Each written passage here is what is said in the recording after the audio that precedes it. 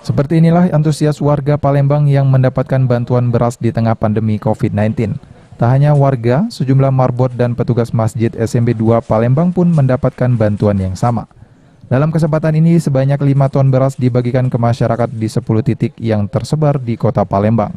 Hal tersebut untuk membantu warga masyarakat yang kini kesulitan akibat kondisi pandemi COVID-19 yang masih berlarut hampir 2 tahun ini. Sejumlah warga yang mendapatkan bantuan beras merasa sangat senang dengan adanya bantuan ini. Marbot Masjid Agung ini? Sudah 11 tahun aku bersyukur kepada Allah. 11 tahun Pak yang bekerja di sini Pak ya. Gimana Pak atas bantuan dari Pak ini tadi? Kami bersyukur dari Bapak Taufik Kusnizam mengasih ke beras ini. Karena kami sedang kekurangan juga. Memang membutuhkannya Pak ya? Iya, butuhannya. Oke Pak, sering Pak dapat bantuan di sini Pak? Alhamdulillah. Alhamdulillah Pak. Oke Pak.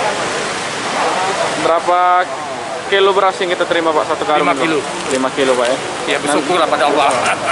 Oke, senang sekali Pak kita Pak. Senang sekali, semangat sekali. 5 ton beras yang dibagikan ini merupakan bantuan dari YLKI Sumsel. Menurut keterangan dari Ketua YLKI Sumsel Taufik Husni, bahwa di tengah pandemi ini banyak masyarakat yang membutuhkan uluran bantuan.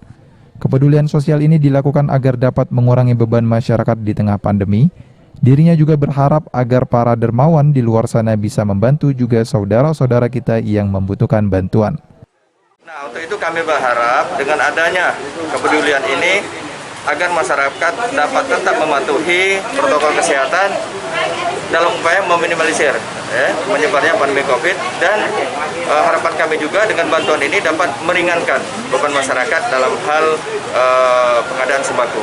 Jadi sekali lagi kami menyampaikan ucapan terima kasih juga kepada masyarakat yang menerimanya tadi begitu antusias dan bersyukur dengan doa ya kita sama-sama dalam rangka untuk kebaikan Palembang maupun persyaratan serta bangsa ke depan.